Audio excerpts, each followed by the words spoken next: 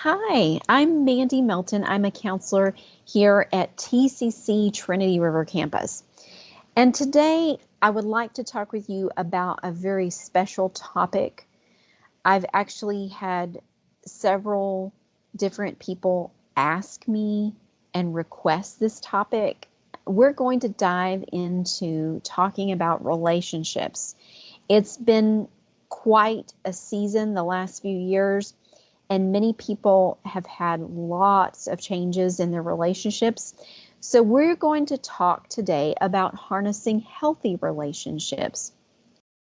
And I'll focus on a few different topics. We won't be able to cover everything about relationships, but we can certainly start the conversation.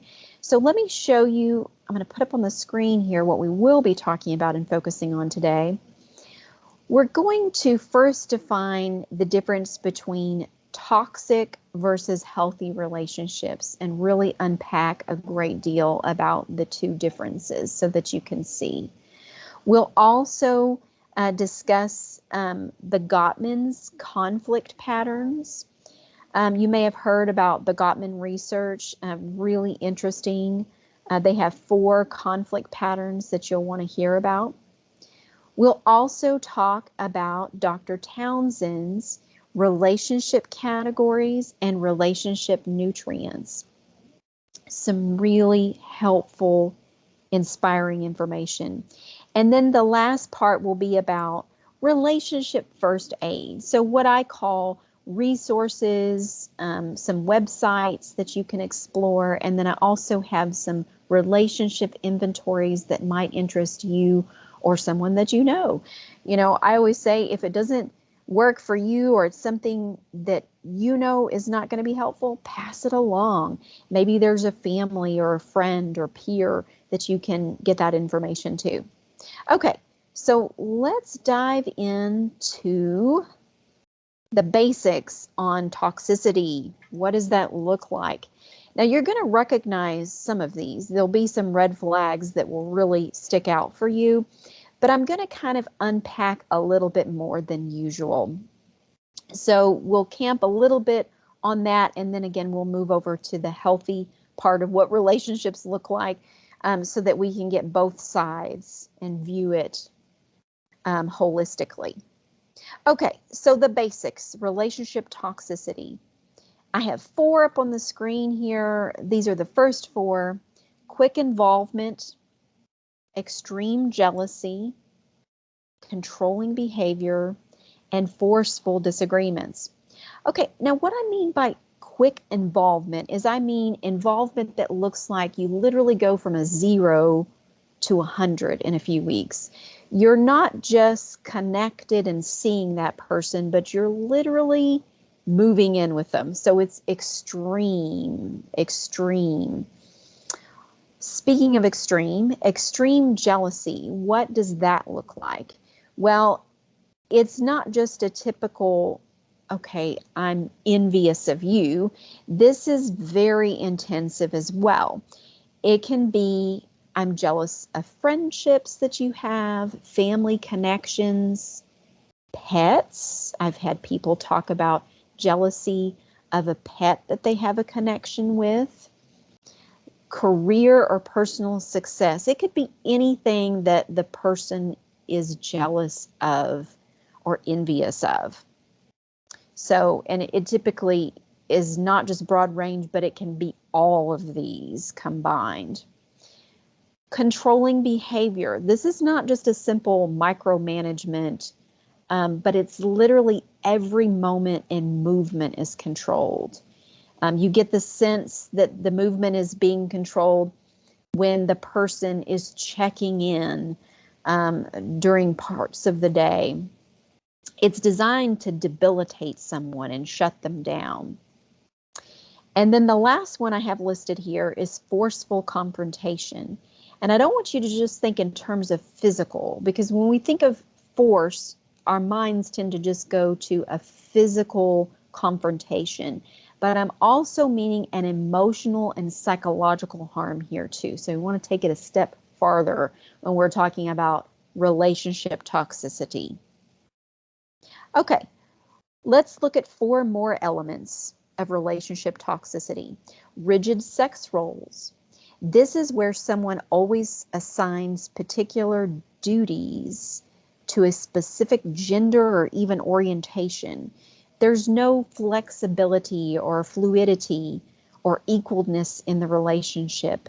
It's always just one singular view from that person.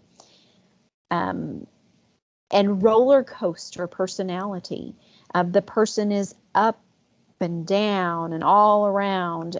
It's a phrase that I've coined here to demonstrate how very back and forth the relationship can get. Isolation, isolation from family, friends, loved ones. Once forceful confrontation occurs, the isolation piece begins to come forward. History of abuse. This refers to someone with some kind of abuse in their family or from previous relationships. Now, certainly when someone discloses a history of abuse, this does not stop someone from being involved in a relationship, but it is important to evaluate your relationship together and acknowledge that because of the history of abuse, you may need to receive some kind of mental health support together or separately. So that's just something to acknowledge. Doesn't disqualify a person from a relationship, but certainly acknowledging it and saying, hey, this history is present, but let's work on this together and let's get some mental health support as needed. Okay, so 4 final areas of relationship toxicity. Blames others for personal feelings. That means the person never takes responsibility for their own actions and always puts the blame on the partner or even others around them. Public display of anger or violence. And again, this is not just a definition which is specific to harming a person, but it could be destroying public property or property in general. So anger and violence is not just coming out on that specific person, but it could be anything around them. So that's something to kind of clue in on as well. Cruelty to children and or animals does not have to be one or the other exclusively. It could be both simultaneously, and it doesn't just have to be physical. It could be psychological or emotional in nature. So remember that as well. Oftentimes, toxic relationships may start out as emotional and psychological abuse, but then move into more of a physical realm at some point. Pressure to cross boundaries. Boundaries are just constantly being pressed against the wall in cases of toxicity. So that's just something to remember too. If you are noticing that your boundaries are being pushed and literally being slammed against the wall, you can begin to kind of process what's going on at that point. But these are all signals of toxicity. So let's switch gears here. Let's talk about healthy relationships now. What do healthy relationships look like? Well, first of all, boundaries are set. People honor values and boundaries. Now, does it mean that disagreements never occur? That's absolutely false. Disagreements will occur. They do happen, but people work through the conflict to solve the issues and the problems. So they work through conflict resolution. And there's no perfect relationships out there. It's important for people to respect and mutually understand each other, to come to a common ground.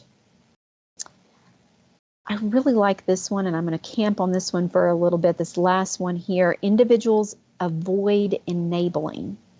Now, you may have heard this term used before in counseling or psychology, but I'm going to kind of break this down a little bit for those who've never heard about it before. Enabling refers to unhealthy patterns Frequently, comes up in drug or alcohol contexts, but it is in patterns. It may not be that the person has any addiction that relates to drug or alcohol even, but there are patterns that do come up in addictive families. It's harmful behavior, and if it continues, the person gets stuck in a pattern. So let me break it down a little bit even more. An enabler is a person who always steps in to fix a problem. They might get a regular phone call to rescue a sibling from jail, for example, because they get a DWI regularly. So the enabler tries to step in and always rescue over and over, but it doesn't prevent the behavior. It prevents the behavior from continuing, and that's what enabling is, the problem with enabling. So in healthy relationships, individuals avoid enabling. They support each other, but they don't enable each other. So another important ingredient to healthy relationships. Okay, a few more here. Healthy relationships foster love and support. Healthy relationships offer forgiveness and give grace. They create a safe environment for people to work together. You know that there's going to be hard days, but you set out with the best intentions to do no harm with each other. Also, you don't stay in one place, so you seek growth over time. A healthy relationship seek growth with each other along the journey. So, and I'm going to put up a few final ones here that let's take a look at for healthy relationships. Healthy relationships demonstrate inclusiveness. So inclusive means you don't isolate or ignore a person or a group, but rather seek to invite others to the conversation. Acknowledging that, of course, there's going to be different experiences and opinions, but nonetheless, you include that individual or individuals. Healthy relationships show compromise. At some point, you're not going to have it all your way. So you need to be able to meet each other halfway. Don't get power hungry, nor allow someone to overpower you. So the balance of power piece is critical and important in healthy relationships. Create trust. Trust often takes time. It's where others feel comfortable coming to you and you approaching them. And then the final one here about healthy relationships is one of my favorites. Allow vulnerability and transparency to take place. Love, love, love this quote by Dr. Brene Brown. I think it captures what vulnerability and transparency is about. It says, in our culture, we associate vulnerability with emotions we want to avoid, such as fear, shame, and uncertainty. Yet we too often lose sight of the fact that vulnerability is also the birthplace of joy, belonging, creativity, authenticity, and love. So something to think on when we're thinking about vulnerability. It has often seemed an ugly word to some of us as we feel uncomfortable about being vulnerable. Doesn't mean that we have to be vulnerable with every person in our life, but it means important people in our life. Vulnerability is important. Okay, so let's move over here, shift a little bit more towards 4 conflict styles that the Gottmans call the 4 horsemen. Really, really fascinating. And what I have up, I've got the 2 different ones here up on the screen, criticism and contempt. And what's important to note is I don't just have the type of conflict listed here, but I also have the antidote. So let's talk about that. So all relationships, even the most successful ones, have conflict. You just can't avoid it. The Gottman research shows that it's not the appearance of conflict, but rather how it's managed that predicts the success or failure of a relationship. So they say manage conflict rather than resolve, because relationship conflict is natural, it's functional, has positive aspects that provide opportunities for growth. And there are problems that you just are not going to be able to solve, whether it's due to personality differences between a partner and you, or if it's just the fact that, you've got to learn to manage those problems in a healthy way to be successful. So all of that, keep that in mind as we're kind of unpacking this a little bit more here. So first one on the screen there, criticism. Criticism would be verbally going after someone's personality or character. You're more or less attacking them. You're coming after them. The anecdote to that, instead of going after them and saying, you, and pointing your finger and trying to drive home your point, would be to gently pursue a start using I statements and communicating a positive need. I have noticed, and gently go into the conversation. So that's criticism. Think about whether or not if that is something that you get hung up on. Contempt is another one. Now, contempt is actually the worst of the four. I just want to note that now. It's a problem that often is very divisive and causes relationship failure.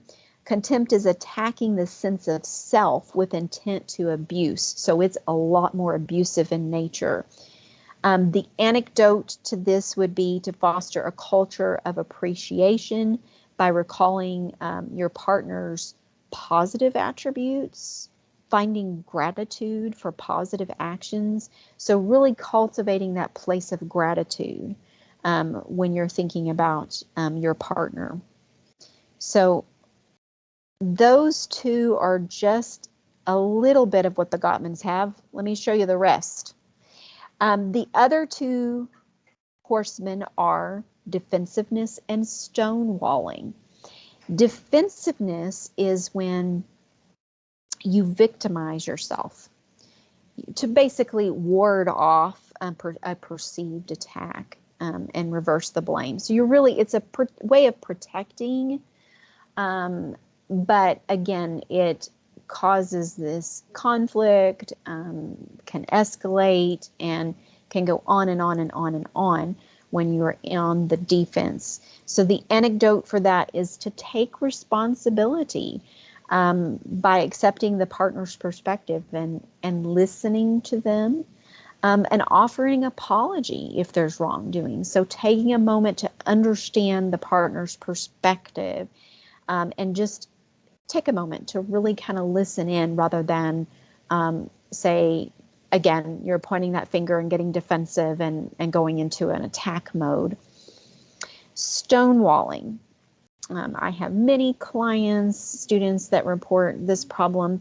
This is the withdrawal to avoid conflict entirely, and to basically you shut down, don't talk, distance yourself to show your disapproval of separation.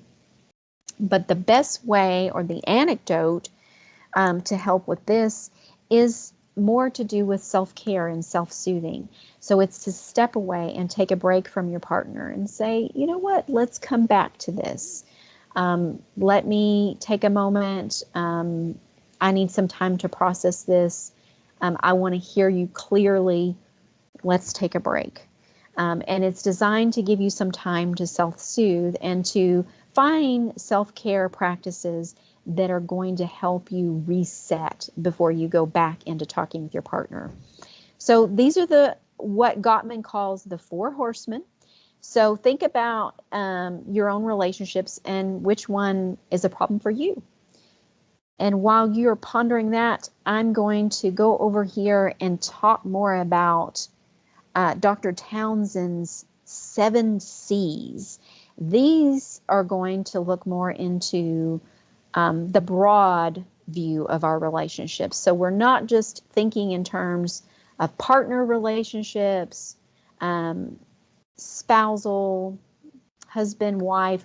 We are now looking more at various relationships in our life.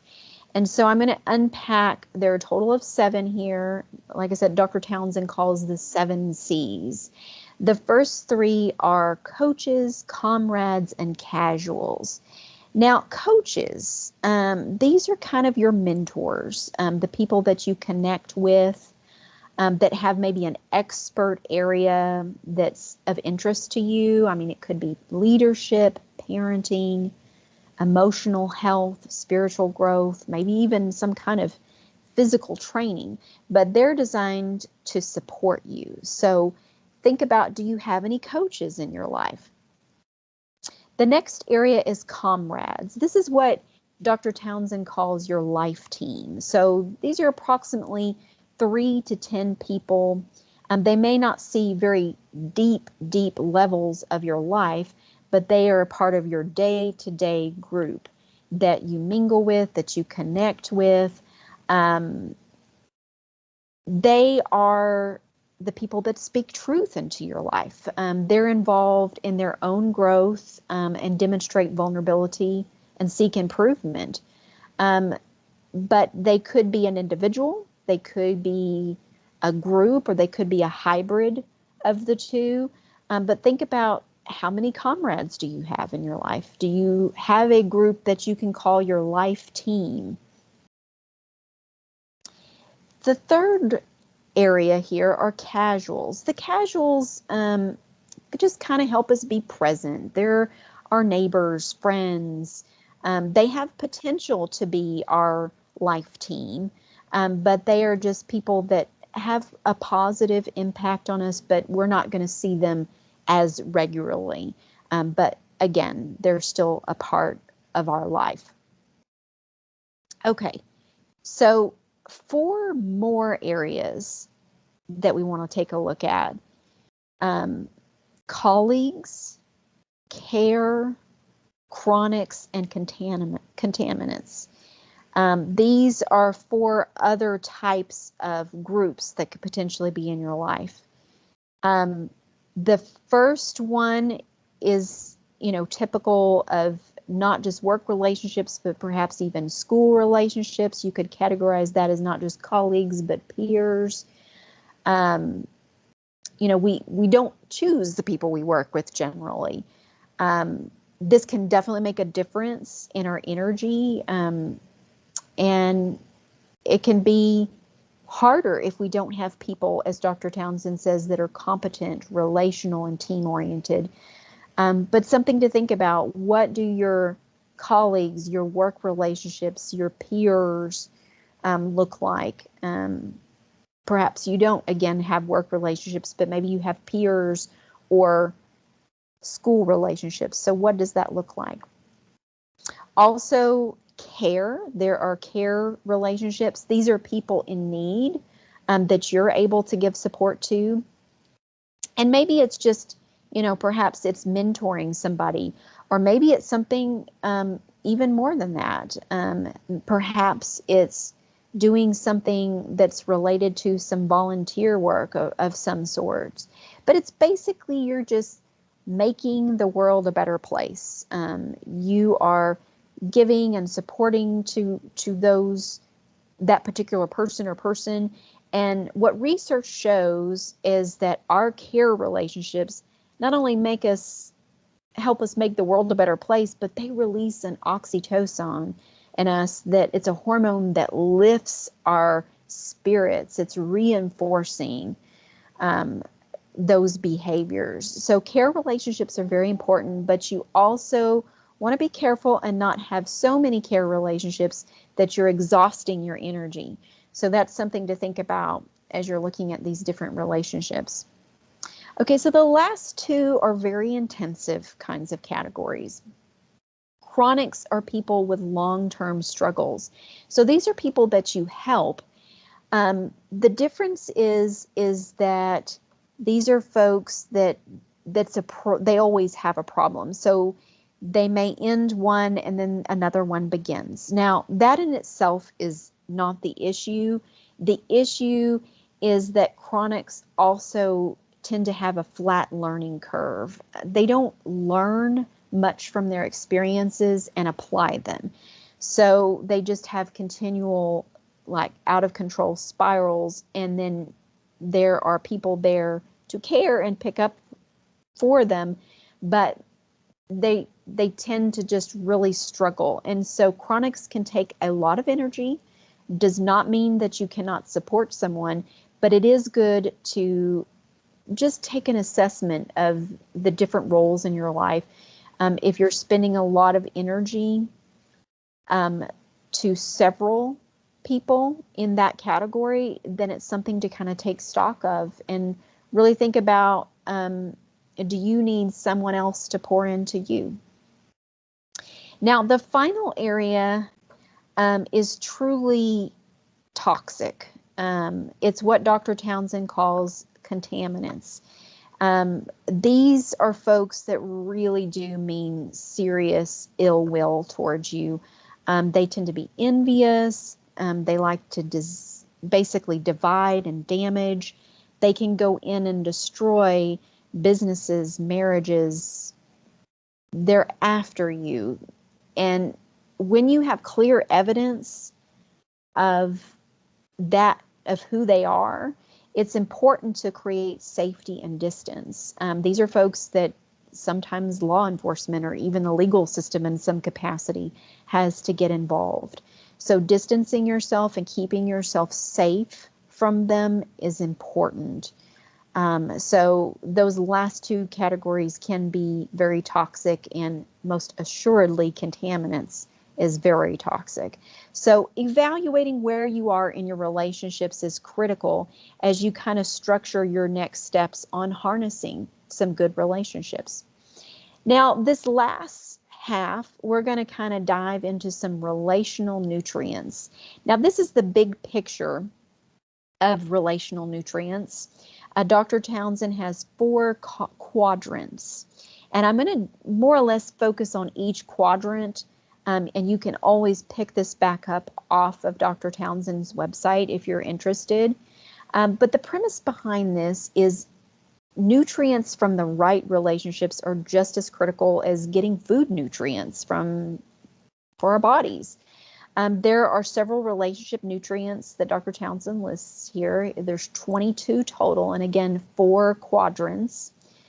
When we have the right amounts, we're more balanced. But if we don't, we risk, damaging our relationships. We're designed to be both givers and receivers of these nutrients. So as we're looking at this, I want you to think about that. The first quadrant is be present. Be present. The second one is convey the good. The third is provide reality, and the fourth is call to action. So let me kind of dive into that so that you can see more of what this looks like here. The first quadrant, be present. Now, this is more about being in the moment with someone. There's not a great deal of words, but it's just a lot of listening to someone. The description that Dr. Townsend gives is acceptance, attunement, validation, identification, containment, and comfort. So this is all of what quadrant 1 talks about. It's really kind of like the feeling you get while you're walking in a quiet, peaceful space or place with someone. Maybe like walking in a park. It doesn't have to be a perfect place with crystal sand on a beautiful lit beach. This is not limited to just couples and partners either. This covers many different relationships in our lives, so it's not just specific to couples and partners. Quadrant 2, let's take a look at that. That's about conveying the good. Dr. Townsend assigns affirmation, encourage, respect, hope, forgiveness, and celebration to quadrant 2. So some examples might be for quadrant 2, your responses to someone. I'm watching you do this. I can't believe how hard you worked on this. I respect that you're doing a really hard thing by doing this. I see a great future for you because I see you doing this. So it's really just kind of affirming and encouraging that person, more or less. Coming along, walking alongside them, listening to them, but really responding and being in the moment with them for that. Okay, quadrant 3. So quadrant 3 takes a little bit more steps forward to face some change. Dr. Townsend talks about this as the clarification area, the feedback, help with focus, and help me with the why. So it's really kind of facing what's going on, facing the reality, the change, like so many of us have faced the last few years, but providing that reality for people in your life. And again, you can both give this out and receive this. This is just a part of some nutrients that are helpful. And none of us are going to get it right. These are just some ideas to help guide you along the path. The final quadrant is 4, and Dr. Townsend says this is the advice, the structure, more of the true challenging development and service area. So this is where you ask yourself, what do I need from this person, or what do they need from me? So it's really structured to let's take the next steps. What do I need to do at this point? So I feel like this picture demonstrates that, hey, I'm here for you. Let's take these steps together, and that true challenge kind of mode. So be thinking about all of this, the relationship nutrients that we just talked about, the patterns from the Gottmans that we talked about.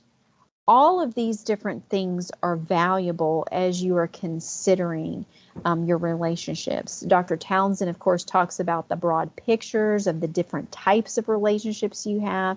So kind of think about all of that as we move forward. I have some final thoughts here about relationship first aid and resources that you can check out. The Gottman Institute is just chock full of information, resources, and research. The Gottmans are a couple. They've been helping people involved in research for 40 plus years. So they've got a lot of good information out there. Brene Brown, I mentioned at one point, I talked about her quote. If you're interested in learning more about her, she's got some really powerful stuff out there. She is a social worker out of Houston, Texas. She's got podcasts, research, and information on vulnerability, shame, and leadership. And her most recent book, Atlas of the Heart, might be of interest to you. It's all about finding language for our emotions to tell our stories. So she's constantly challenging herself, but challenging groups and leadership groups around her. So a lot of good info. Dr. John Townsend, he's got just some wonderful resources. He's a psychologist who talks about relationships from his Christian belief system. He also has done books like Who's Pushing Our Buttons, Boundaries, Beyond Boundaries, People Fuel, so many other great ones. Dr. Henry Cloud is another psychologist that's worked with Dr. John Townsend. He has done books like Necessary Endings, Changes That Heal, Never Go Back. Both have worked together to co-author some books. So you might just check any one of these resources out. And then some final information about resources. I've put up something on personal and relationship assessment and tools. So check this out if you're interested. I put the Big Five, the Enneagram, and then a values page up there. Just a little bit about each. The Big Five explores extroversion, agreeableness, openness, conscientiousness, and neuroticism. It's very much a reliable and valid tool, so check it out. It's well known out on amongst research. The Enneagram is another great one. It's basically a personality tool. Some of the descriptions for personality include reformer, helper, achiever, individualist, loyalist, challenger, and peacemaker. So check it out. It's really interesting. And then the final one is actually, it's a values list from Dr. Brene Brown. She uses it in groups and in leadership events. She basically invites people to find their top 2 core values from the list. So many values listed on this sheet. When you first see it, you're going to say, what? I don't know how to narrow it down. But she gets people to narrow it down. Really important when you're thinking about your relationships, your values. So that's why I put it on as a resource and a guiding tool for you. So I have enjoyed every moment sharing my heart with you. Please feel free, if you are interested in learning more about our resources, feel free to contact us. The best way is to check us out, TR Counseling Services, which is TRTR First Floor. Main number for counseling is 817-515-1055 at Trinity River. And then you can also make an appointment through a bit.ly link that you see up on the screen there. So feel free, take a picture of that if you like. You can go in and book an appointment with TCC TR Counseling. And our services include first-time personal counseling, continued counseling. We also work with special cases like suspension, financial aid, dismissal. So please feel free. We are here to support you. We want to hear from you. And again, my name is Mandy Melton. I have enjoyed every moment talking with you. And so I look forward until next time. Take good care of yourselves and your loved ones. And I will see you around.